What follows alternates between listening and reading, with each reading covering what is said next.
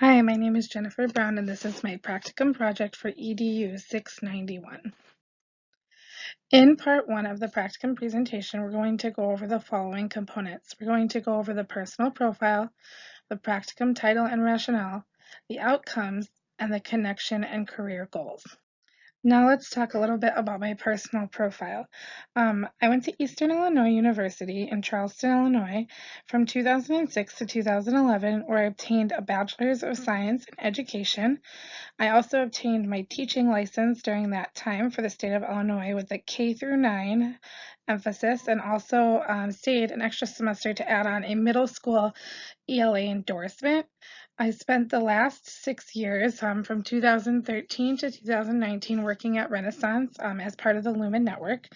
During my time at Renaissance, I was really fortunate to teach first grade, second grade, fifth grade, and fifth and sixth ELA just this last year. I also had a role as the health and safety officer, which was very unique to Lumen. In addition to that, I started going to Wisconsin Lutheran College in 2017, and I've been working towards my master's in leadership innovation. I'm really excited to move and continue my career path in Illinois, and so I've moved back here, joined the Antioch team, and will be working at WC Petty this year as a fourth grade teacher. My practicum title is Creating Student Autonomy and Growth Mindset Using Mission Alignment and Goal Setting. Creating student autonomy and growth mindset is a topic that's really important to me. I think that it really helps students who struggle with motivation in the classroom. It also helps those who may be a little bit anxious about their performance, or those who just don't feel confident and successful in their skills, as well as really the kids who do really well, but then they're just not really sure how they get there. They don't have a purpose behind the work that they're doing. They're just really good at doing work. So I think that this topic really hits on strong classroom culture. It helps children be independent, self-motivating learners. It provides goal-oriented and future-focused learners, as well as providing students and teachers with a purpose for learning. The desired outcomes of my practicum there were three for teachers and two for students. The first one was teachers will be able to create a class mission statement that is incorporated into their class on a daily basis. They will be able to create, assess, and adjust attainable weekly goals with their students. They will also be able to define, explain, and implement weekly growth mindset activities for their students. And then the students will be able to write and reflect on attainable goals, and then also explain and demonstrate a growth mindset in their classroom. As a principal, leader, and educator, I think it's very vital to work as a team and have that team mentality to develop students and really ensure that they are ready to become successful contributing members of society. I think that everyone has a different path, but all students want to be successful and they want to do well in the area that they pursue. So some ways that this can connect is that it can get students to be college and career ready. It can help them to become productive members of the community. It can help them to be self-sufficient and self-motivated. It teaches them to be purposeful and mission-driven. And then it gives them the skills of being dedicated and passionate about their learning and just really taking ownership in the things that they do. My bigger question from this was, how can we really help students discover their purpose and become autonomous in their learning through setting a strong classroom environment? The second part of my practicum presentation is going to break down the following components. The 100-hour breakdown log of how I spent time during practicum, key experiences, experience and knowledge, relationships, and the connection to the culminating project. This is the 100-hour breakdown log that I use to keep track of my hours during practicum. In task A, I spent about 23 hours really just action planning and working to establish strong routines and procedures for our classrooms. In task B, I did a lot of observing, live coaching. We started a student internship program for the 8th graders that really helped them to take ownership. In task C, I led a lot of professional developments, did that for about 29 and a half hours. In task D, I did a lot of budgeting setting. We worked on reimbursements, made sure we were in DPI compliance for the attendance for about 20 hours. In Taskia, put about 28 hours in scheduling program services from anywhere from title to speech to the lunch program. Worked a lot with the host site as this was their first year, gave a lot of tours, worked to move things around in the building just to help them out, continued up with the DPI compliance, and then in Task F, spent about 32 hours just really building our team, doing community service, doing life maps, having staff devotions, creating a really strong team. Key experiences. I had two really pivotal points in my experiences. The first one was just the initial rollout and framing of the mission statement and goal setting. So I was able to give a pre-survey, did some professional developments around the rationale, gave some examples and did some practice, was able to really support and observe the teachers initially, and then give them the initial goal setting tracking sheets so that their kids could get their hands on the sheets and start their goals. And then the second part of that was the implementation and impact of the mission statement and goal setting, where we were able to like really start coaching around what was going on in the classroom and move towards the post survey. We did different debriefs. I did daily check-ins and observations to see if they were implementing and how that was going. And then we also had goal setting reflection sheets. So now they weren't just setting goals, but they were also reflecting and tweaking goals. And then we were able to share all of this at the end with our parent open house. I think when it comes to key experiences and then transferring what I learned into knowledge, there were really three classrooms I focused on. Coaching was the fourth, the sixth, and the third grade classroom. In the fourth grade classroom, as I saw, was a first year teacher who really struggled to implement the things that I was asking. So when the kids went to go roll out their classrooms and their mission statement, they did the true kid thing and they reformed all of their things like don't do this and don't do that. And so instead of reframing them in a positive way, she left them as is, which then caused them to be really like inconsistent and caused a really negative vibe in the classroom. There was more office referrals there. And so we really kind of had to like reassess and like hit a turning point in week 2 when we reframed everything and she started to see the rationale behind the why. In 6th grade, I had another first year teacher who really positively framed, was super excited, did a lot of goal setting tracking sheets and mission statements daily with her kids, kind of provided her own activities around it, came up with some really inventive ways to do that, and then was super passionate about sharing and displaying work.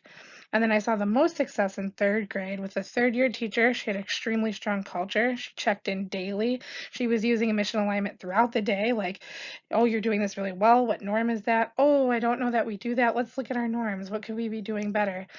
Did a great job of really implementing growth mindset activities beyond what I asked, even her own things, and then was very adamant about positively framing and started to really take pride in displaying work in the hallway, which then caused in turn other teachers to get really excited about it and display their student work in the hallway as well. This is the 6th grade classroom mission statement. In the picture, you see a boy reading it. They had just gotten done making it and hung it up as a class.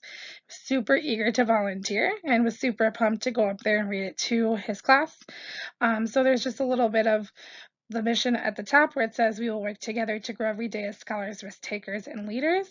It gives a little purpose for why, and then it sets a plan that tells them exactly like how they can do that by participating in classroom activities, by coming to school every day, by having good sportsmanship, by not saying I can't, and so on and so forth. And then they were able to really hone in and set their goals around that plan. What you see here is 2 examples of goal tracking and assessment examples. These are the second round of them. So these are the ones that they did continuously after the first time. So what they do is they rewrite the mission statement to keep it fresh in their mind. Then they would write that the norms that they worked on from last week, do some reflection on that, and then they would spend time setting a new goal and come up with 2 ways that they could obtain their goals in the following week. So I implemented a pre and post teacher survey just to get their full circle evaluation on everything that they did. And what I noticed in the beginning was that none of them really had created a mission statement. Some of them felt that there was value. They didn't see as much in the students, like where the value lied in goal setting on a regular daily basis. However, as adult learners, they were very transparent about like knowing their why, how often they set goals, in the pre-survey, but then what I noticed in the post-survey was that like that number really started to shift, and there was a big shift in confidence, as well as how often the students should be using their goals and tracking them. So you can see like that 66.7% monthly really didn't adjusted in the post-survey to like 66.7% daily, and then from daily to weekly. So like there was a big growth in how often the teachers felt they should be assessing those goals. Two key relationships that really helped me during this process was that of Tiffany Venegas, who was my principal at Renaissance School. She gave me a lot of support and advice over the last few years and during the summer school program, and continued to share knowledges and resources with me on my topic. In addition to that, Cassie Weiss, she's a leader for the Center of Urban Teaching. She helped to build really positive, strong relationships, also gives a lot of support and advice, and does a really great job just framing feedback, and an approach that incorporates growth mindset is a great demonstration. My culminating project overall was really I coached and I supported 3 teachers on creating mission-aligned classrooms with goal setting. And so to do that, I really framed the importance of goal setting and having a growth mindset in order to obtain the goals. I helped teachers create and assess student goals that were aligned directly with their class mission statement.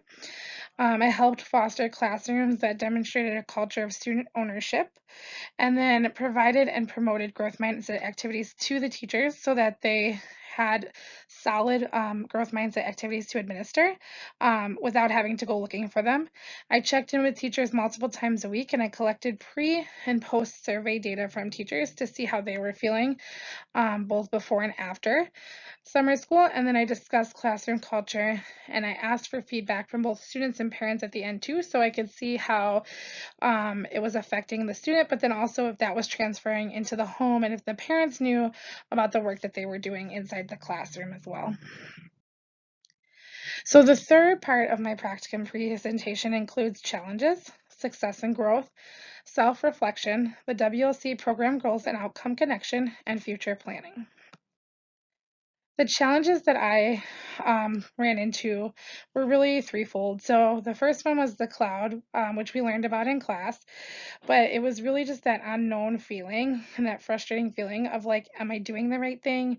Am I asking the right questions? Like, is this where I'm supposed to be? I don't know if I'm doing this right. And then just really being willing to adjust in the moment, like when you don't know if your plan is the best. And then just not being in 100% control or 100% sure of what's going on, but just trusting in that process of the research. Another bucket that was challenging was the positive versus negative. So I framed everything really positively, but I didn't account for the kids coming up with negative um, norms in their mission statement, and a teacher not knowing how to redirect that. So it created one class that I talked about earlier, the 4th grade class, where there was a really negative tone in the beginning. And so I really had to work on framing.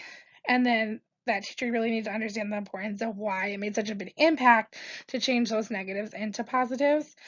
So maybe just being a little bit more intentional in the beginning. And then the other thing was really consistency. So I couldn't be in all the rooms all the time. So it was a struggle just to make sure that they were implementing it first thing daily. They were having those meetings, they were remaining positive, and then they were following through to fidelity with their goals. In success and growth, I think there was 3 buckets that I really hit as well. I feel like trusting in the process was like a really big one for me personally, just really moving out of the cloud, out of that unknown of research, and finding unexpected outcomes as a result, and then using those outcomes, like for example, the 4th grade teacher, to really frame positively how I would implement and focus on why it needs to be positive and how to roll that out in the future. I think also teacher mindset shift was a huge one for me. I saw a lot of growth in mindset around kids and goal planning and just their confidence levels in management, as well as pride, just real pride for their kids and how excited they were about them just being involved in the mission statements and talking about it in the class, and how that helped them connect with parents, communication through like the kids getting excited and going home and talking about it, and then the parents talking about it with the teacher was really rewarding. As well as the third really big bucket of student autonomy. So this was probably the one that hit home the most. Is I watched kids use the mission-aligned language to problem solve, specifically a sixth grade boy and girl pair who were using it. They got sent to me in the principal's office, and they actually like mediated the whole thing themselves by using their mission statement and coming up with a shared plan of how to solve their problem. I watch them set, adjust, and achieve goals, and then be excited to share and talk about them with their friends and see them post in the hallway, as well as just really taking ownership and pride inside their classroom and using that language both in and outside of the classroom. I think that in my self-reflection, I really spent a lot of time just on the process of researching itself and learning that, like, it's okay to have struggle and embrace it and see where it goes because researching isn't always going to be black and white. You'll make a plan and you'll have to adjust the plan, sometimes several times, sometimes in ways you've never realized that you would have to readjust. Sometimes you just don't know how to adjust it, but then you have to just keep reading and keep thinking and keep trying, like, keep performing trial and error. And so I think, like, just the process of embracing the research and seeing where it takes you is probably my biggest takeaway from this experience. The WLC program goals and outcomes that I felt I hit really well were that promoting a learning community that engages in reflective practice. I felt like that happened not only for me, but the teachers and students as well. I feel like I demonstrated a lot of servant leadership through the activities and different things that I provided to the teachers in addition to coaching, and then communicated very transparently just on the whole process with both teachers and students and other staff members as well. For future planning, I really want to continue researching on mission alignment and goal setting, but also I want to start to really look into how to maintain that throughout the year with fostering grit in the classroom, and then implementing mission statements and goal settings into my own classroom this year, as well as to find teachers who will try and adopt this model of mission statements and goal settings in their classroom that are a little bit more seasoned. Thank you for viewing my presentation. Here's a list of key resources that I used during my practicum experience.